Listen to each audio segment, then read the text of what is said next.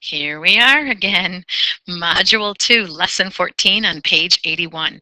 Lesson 14 is converting rational numbers to decimals using long division.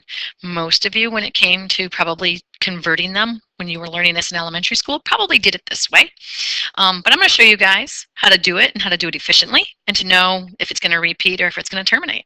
Okay, so what are the two types of decimals? Hint, I just mentioned them. And how do I identify them? That's probably the harder part. You might know that there's two different types, but how do I know which one's going to terminate and which one's going to repeat, right? All right, so let's talk about different fractions that we see. And it talks about, and it actually does say to use your calculator, but I'm going to do this one on my own because, hey, I like to do these things.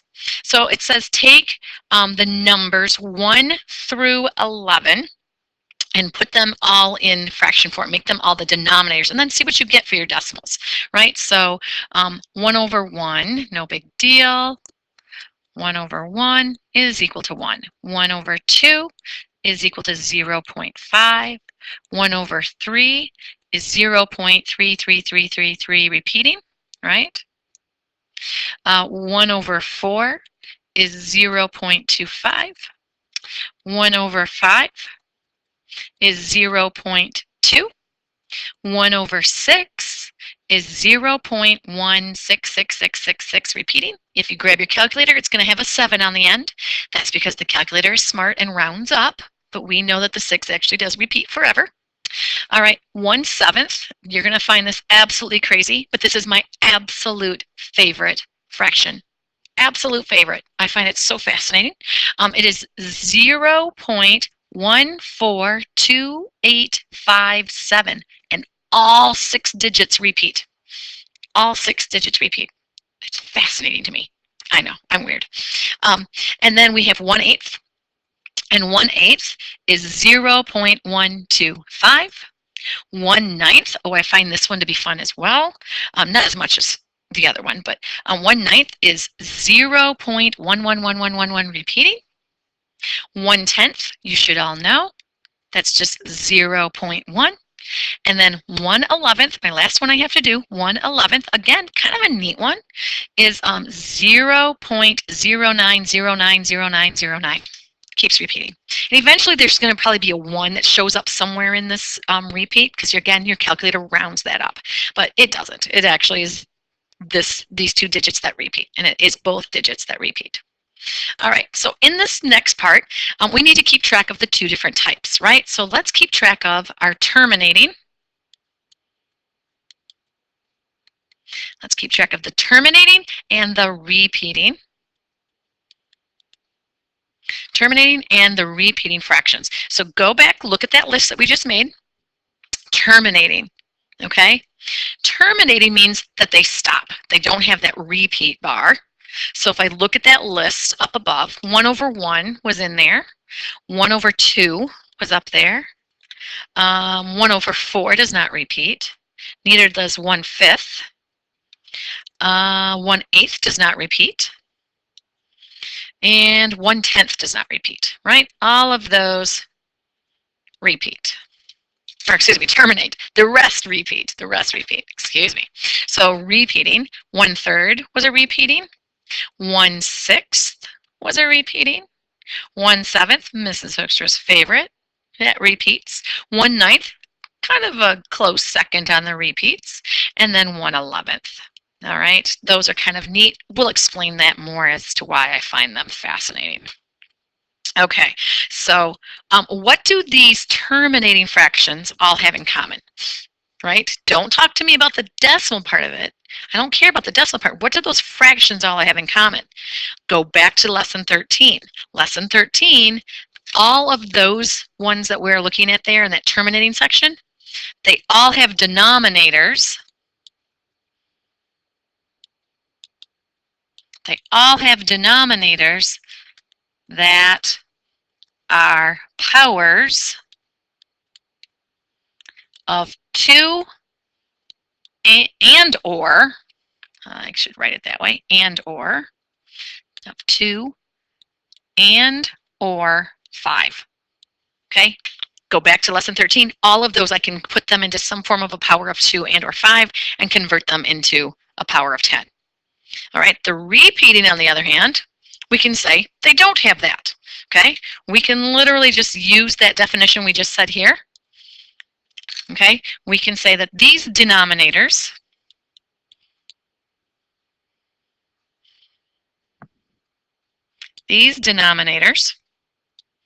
don't have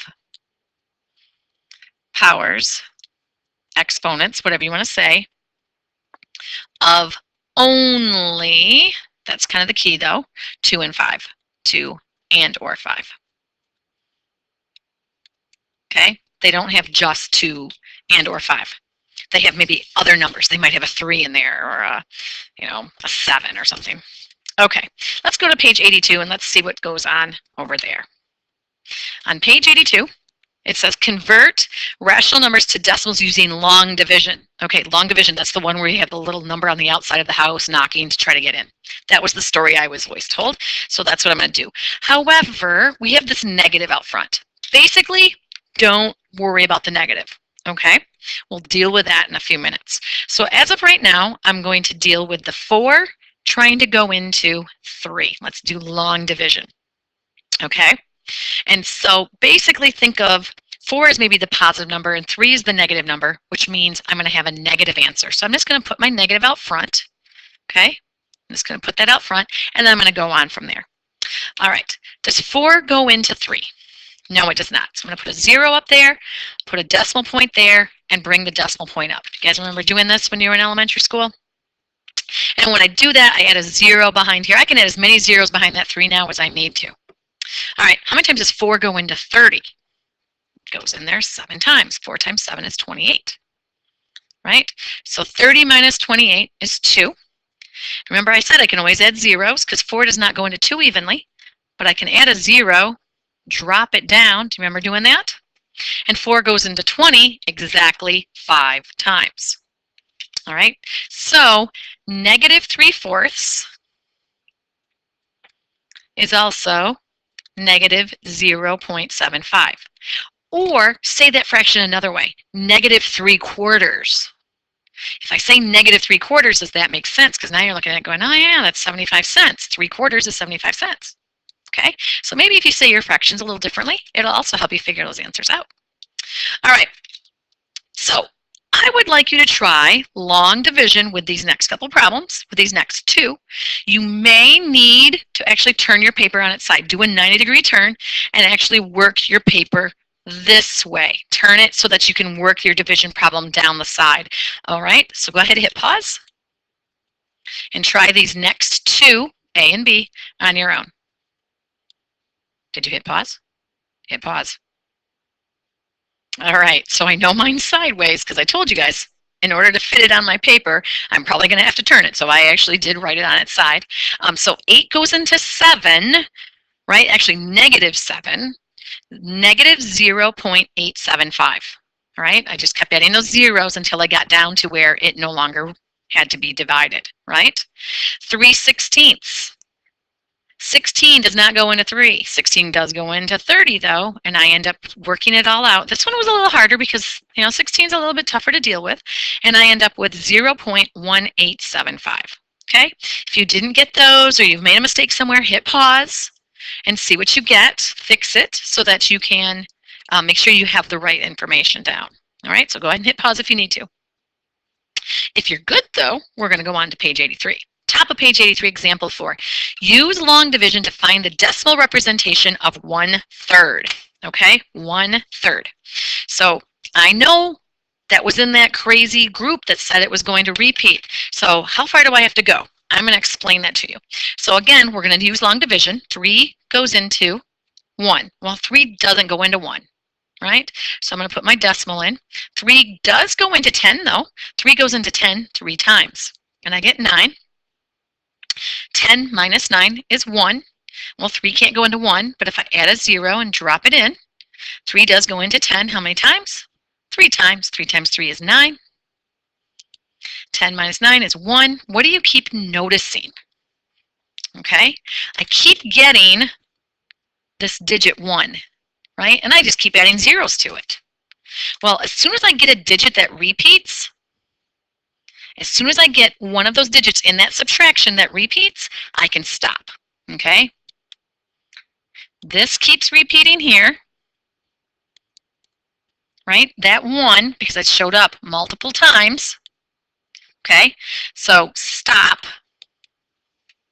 You're going to stop when you get a digit that has already shown up. Stop when a digit repeats in the subtraction of the long division. Okay, you just stop when you get to that point. Now, it might be right away like it was in this problem. It could be a long ways down. So in other words, 1/3 is equal to 0.3333 repeating, right? I know this is going to keep going forever. We put the line across the top to show that it continues. All right. So using that, I want you to hit pause, and I want you guys to try to figure out 4/9 and 1/11. I like these. These are some of my favorites. I know I'm weird, but I want you to pause and see if you can figure out why I think these are kind of fun. All right, hit pause and work these. Okay, so -4/9, when you put 9 into 4, you should get -0.444444 repeating. Okay, take a look at that. I kept getting that digit 4 every time in that subtraction. So since it repeated and I kept getting that repeat, I know that this is going to be my answer. Okay. Also, I want you to pay attention to the actual fraction itself. Look at the numerator and look at your answer. Interesting. It may come back and show itself up in a little while, aka your homework. All right, and then we have 1/11. So 11 does not go into 1. So I add in my 0. 11 doesn't go into 10 either. So I have to put a 0 up in the numerator, or up in my answer, excuse me. And then I end up having to turn that into 100. And 9 times 11 is 99, right? And then I get a 1. Well, 11 can't go into 1, so I have to add a 0. Well, 11 can't go into 10, so I have to put a 0 up at the top.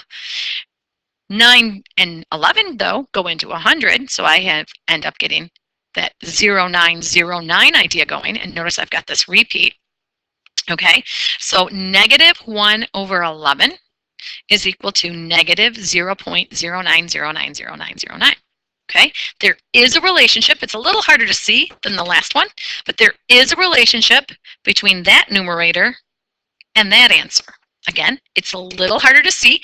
Maybe what you could do, if you want to, hit pause, try another one that's with a denominator of 9, like try 7/9 or 8/9. Try something else with a 9, and then do the same thing with an 11. If you're kind of curious as to why I find these fascinating, you can kind of play around with them. Just grab your calculator if you really don't want to do it by hand, and just kind of see what happens. It's really interesting, and I think you'll understand why I think it's kind of fun.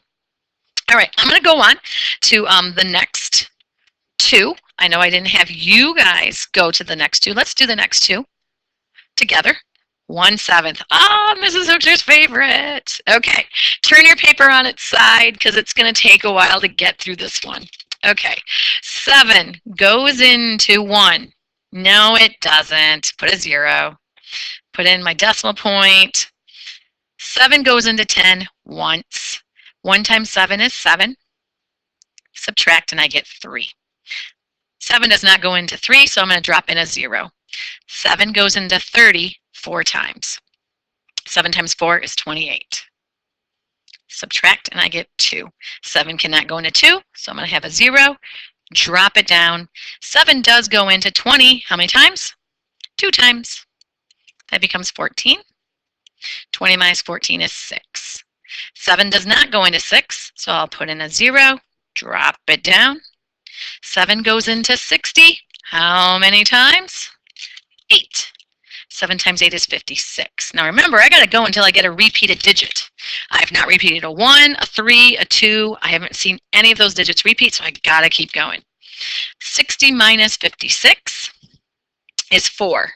4 has not shown up in this list either. Put a 0 in, drop it. 7 goes into 40. How many times? 5 times. 7 times 5 is 35. And I get a 5. Have I seen a 5 anywhere in my list yet? No. So I got to keep going. 7 goes into 50, right? When I make this be a 0, goes in there 7 times. 7 times 7 is 49. 50 minus 49 is 1. Have I seen a 1 anywhere in this whole list? Yes, way back at the beginning. I started with a 1 and I'm at a 1 now. I can stop. I know if I go on any further, I'm going to get the exact same chain of numbers again. So I can stop. That's how I know I'm at my stopping point. So 1/7 is equal to 0.142857. All repeats. Now the reason I like 1/7, how many digits are there that are repeating? Count them up. 6. What's the denominator? 7. It's 1 less. Interesting. The other reason I like it is if you would start going with 2/7, 3/7, 4/7, grab a calculator, play with those, see what answers you get, you're going to see a pattern develop. And once you know 1/7, you can find all the rest of them. It's really kind of a neat one. And yes, I know I'm a nerd and I like my fractions, but this one really just I find to be a lot of fun. Okay, -5/6. I don't have a lot of room over here, so I'm actually going to take -5/6 and put it over here. Okay, I'm going to start working over there. So 6 goes into 5, and actually it's a negative, so I'm going to put a negative in my answer. 6 cannot go into 5, so I'm going to put a 0. 6 can go into 50 though, right? 6 can go into 50. 8 times 6 times 8 is 48, and I get a 2. Well, I haven't seen a 2 in my problem before, so I got to keep going. Put a 0 in, drop it down. 6 goes into 20. 3 times 6 times 3 is 18. 20 minus 18 is 2. Didn't I have a 2 a second ago? Let's just try it anyway. See what happens. Drop this down. 3 times 6 is 18. I'm going to get what? A 2. Yeah, I keep getting that 2 again, don't I? Keep seeing 2 and a 2 and a 2, so I know I can stop. So it doesn't have to be something that you started with way at the very, very beginning, just somewhere in the line, it has to be a repeat. So I'm just going to keep repeating what digit, the 8 or the 3? Yeah, I'm repeating the 3. So -5/6 is the same as negative 0.83333, repeating. The 3's repeat, not the 8. Okay? All right, bottom of page 84. So what are the 2 types of fractions, right? Terminating and repeating. So what do we know about terminating? Terminating, right? We know that those denominators are factors of 2 and or 5. Denominators have factors of 2 and or 5, right? And we can turn them into some kind of power of 10. What about repeating? What did we say about those? We said that they don't have that, right? Denominators don't have factors of only 2 and or 5. All right. Page 85, right? Top of page 85. Eric and 4 of his friends are taking a trip across Illinois. They decide to split the cost of tolls equally. If the total cost of the tolls is $8, how much will each person have to pay? All right, so let's circle all the key pieces of information that we need to know. Eric and his 4 friends, right? They're going to split this equally, right? Split equally, and it costs $8. So if we're splitting it equally, that means we're dividing, aka we're turning it into a fraction. All right, how many people are splitting this $8? It's Eric and his 4 friends. Don't tell me 4, that's how many friends he has. It's a total of 5, right? This is 5 people. Okay, so I want to know how to split the $8 evenly amongst the 5 people. Well, 5 does go into 8, goes in there once. Oops. already doing the subtraction in my head, ain't I? So it's going to go in there. 8 minus 5 is 3. 5 does not go into 3, so I'm just going to drop in some zeros. 5 goes into 30 how often? 6 times. Now, folks, this is money. I don't walk around and say I have $1.6. I'm going to say I have $1.60. Whenever we talk about money, you need to include all the way to the penny. Okay, so you can just add a zero on the back of there. That's not a big deal. So they're going to pay $1.60 each. Well, just before the trip, 2 people have to back out. They have an emergency. They cannot go. Now, how many people are on this trip? Right? 2 cannot go. So we had 5 friends. 2 can't go. So now there's 3 going. Right? How much is each person going to have to pay now? Right? Is it going to go up or go down? Yeah, it's going to go up because there's fewer people paying. So how many times does 3 go into 8? So 3 does go into 8 twice, right? That becomes 6. 8 minus 6 is 2. Well, 3 cannot go into 2, so I'm going to drop in my zeros. 3 goes into 20, what, 6 times? 6 times 3 is 18, and I get 2 left over. I can add another 0. 3 goes into 20 6 times, and that's another 2. Have you caught on yet? What do I notice? I've got this 2 that keeps repeating, right? So this is just going to keep repeating. Plus, I really don't care because past this is what? Just going to be the same digits, and I don't need to worry about it because this is money, and we only have to go to the nearest penny, so I can actually stop. So they're going to have to pay $2.66.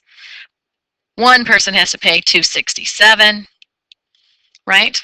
If they each pay $2.67, they're over a little bit, but then everybody's at least paid the same amount. So I would say $2.67 each. All right. Hope you had a good time with this. I hope you understand why I find these fractions so fun. I know I'm weird. That's okay. We'll talk about it when you come back to class.